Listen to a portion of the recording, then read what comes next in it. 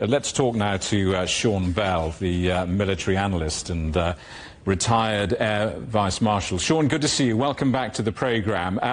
Just as a civilian, it's very difficult to pick your way through all of this.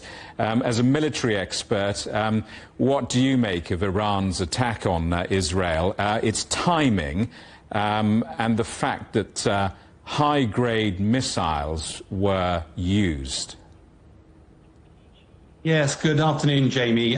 You have to put all of this into context. It was only in April when the last huge wave of Iranian missile attacks happened. There were several more missiles than last night. Iran has claimed that the 180 missiles struck their targets, whereas Israel claimed that they shot nearly all of them down. I have to say there's some video footage emerging that seems to contradict both of the sides. But the harsh reality is Iran said almost immediately that there were no more missile attacks planned, that was it. And therefore, it was clearly part of that sort of measured response. They didn't want this to escalate further.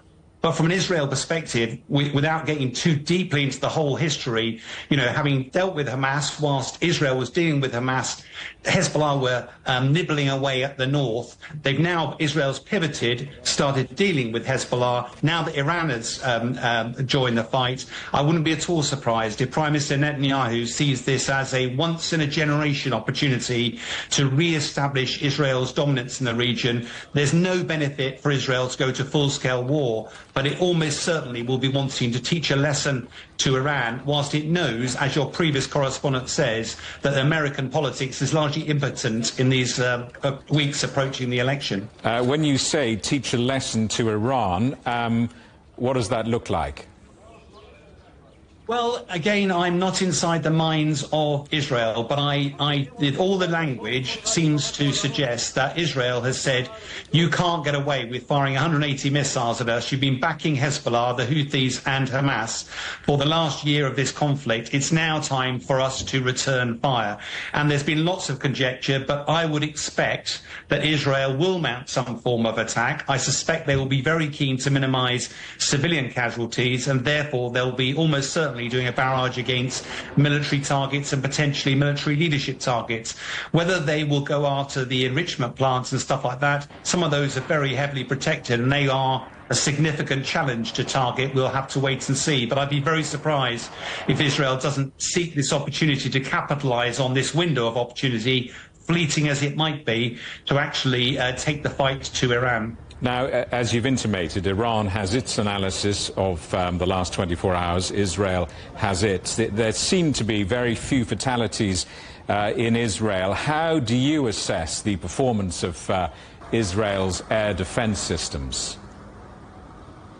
Well, I think what's been fascinating is we did an analysis in the last major attack, and because the majority of the weapons used were drones that were relatively easy to shoot down, the cruise missiles, you'll remember there were lots of fighter jets launched from the US carrier group and other nations like the UK. And of course, the ballistic missiles were largely taken out by the Israel Arrow system and the Patriot system. The difference this time round is that although there are fewer missiles being launched, we understand, don't know, but understand that the vast majority, if not all of them, were ballistic missiles. They are a lot more difficult to shoot down.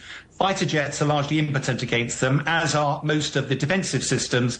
It will have been Patriot and Arrow, which have been very, very busy last night. And I think there are strategic consequences for this, because if I was defending Israel, I'd be using up Patriots like it was going out of fashion. There are only a limited number of those. When America comes to restock those, will they choose to send the Patriots across to Ukraine, who desperately need them, or will he be sending them to Israel? I suspect the answer is Israel at the moment, and therefore President Zelensky will be watching on with a degree of concern.